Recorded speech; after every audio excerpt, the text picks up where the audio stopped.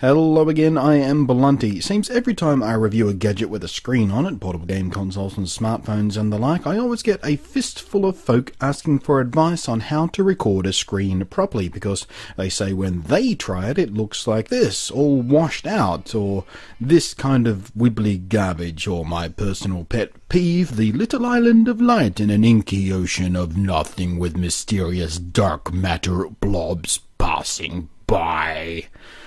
Ew, bad video, looks ugly, is distracting, no. But getting it right is actually very easy, just 4 simple steps to a clean, clear screen scene for your videos. Step 1.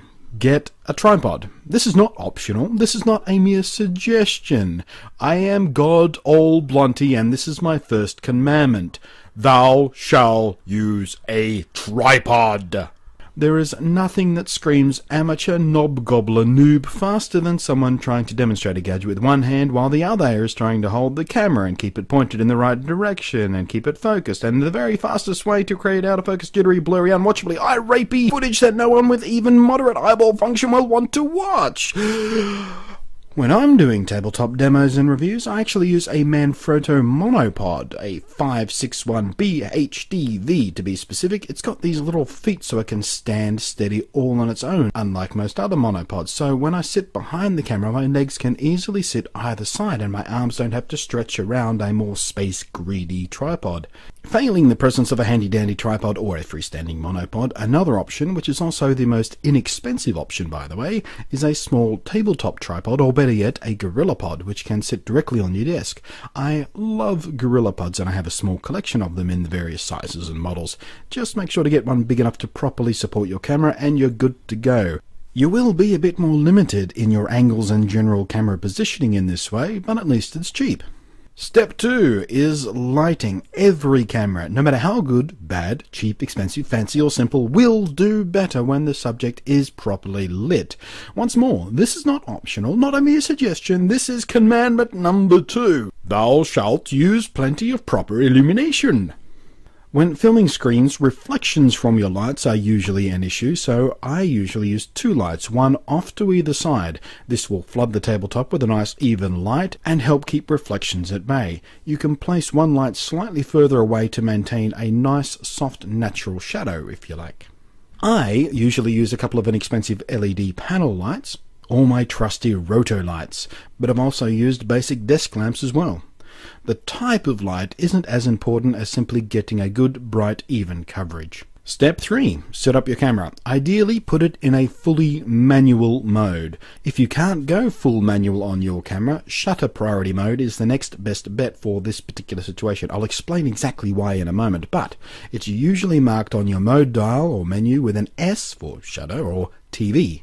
Why TV? Well, it stands for time value and is a hangover name from camera days of yore. Don't worry about it, just use it. Any kind of automatic mode is the devil for this kind of work, the dark lord of lies and frustration sent from the stinky bowels of bad YouTube videos to ruin your day. Because if you're in auto and your hand moves in front of the screen, for example, or the content displayed goes from very bright to very dark, your camera will probably start trying to compensate, and all you'll get is a flickery, ugly video as it dips back and forth, bright and dark. So check them off. Shutter speed locked down, lens aperture locked down, and your ISO sensitivity locked down. If you're unfamiliar with how to get your camera to do this stuff, pick up your user manual and start reading. You'll only ever get the best out of a tool if you know how to use that tool properly. This includes cameras. This also goes for focus. Lock it down in manual mode if you can. If you leave it on autofocus, prepare for misery and cruddy looking video, as again, if your hand moves in front of the screen as you're demonstrating the game or app or whatever, this may trigger the camera to start trying to refocus. You don't want that. The subject is the screen, not the back of your hand, and the camera hunting back and forth for a new focus lock halfway through your video is just gonna look awful. Now, with the screen of your subject device still turned off, adjust your camera settings to proper exposure of the general scene. Step 4. Turn on the device's screen now. One or two things will now hit you in the eyeball. Either things will look okay, in which case yay, or the screen will probably be overexposed. This is where I see most people start screwing up.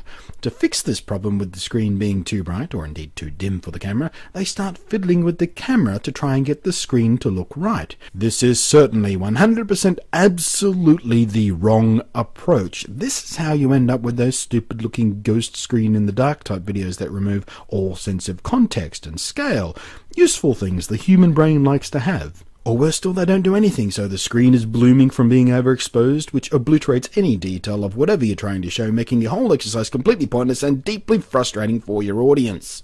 So, leave the camera alone. The simple trick to getting this right is now to adjust the brightness setting of the screen itself in order to match the rest of the properly exposed scene. Some devices will give you finer control than others in this respect, so you may still have to fiddle with the position of your lighting or your camera ever so slightly to help balance things out again. In some cases, you may run into a device whose screen refresh rate causes it to look flickery on camera, or have other weird rolling bar artifacts, and this is why manual control over the shutter speed is important, because this is caused by the camera and the screen refreshing their view of the world at different frequencies. If you run into this issue, it can usually be resolved, or at least minimized, by either raising or lowering your camera's shutter speed to compensate. So that's all set. Check your focus one more time to make absolutely sure the display itself is in sharp focus, and you're pretty much good to go. Now you'll have a good clear shot of your device. Its screen exposure is well balanced, so you get a nice clear image of the screen in the full context of the device and any off-screen buttons and your own actions, so viewers have a complete and informative view of exactly what's going on. Couple of other side tips for this kind of stuff. Use a nice solid heavy non-slip stand or cradle to hold the device steady so it doesn't slide around, which can be distracting and potentially move it out of focus. I also often use a small blob or two of blue tack to keep things in place if I've got them sitting directly on the desk. This can also help tilt them toward the camera a little for a more perpendicular view of the screen. Holding the device in your hand while you demonstrate is sometimes necessary depending on what you're showing and what the device is, but avoid it as often as you can, as it's easy to kind of drift out of the focus spot or even off screen if you're not very careful.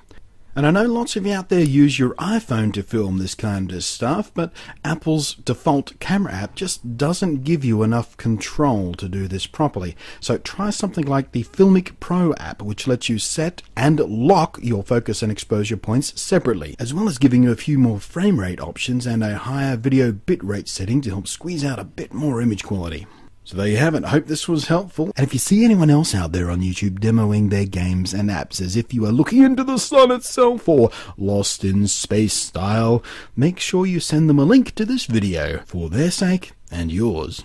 But try and be kind about it. Say, hey, this video can help your videos look better. Don't just wander along and say, your videos look like shit. Fix it by doing this. Well, I suppose you could do that. No sweat off my sack. Sometimes tough love is best. Thanks for watching. I am Blunty, and I'll catch you next time.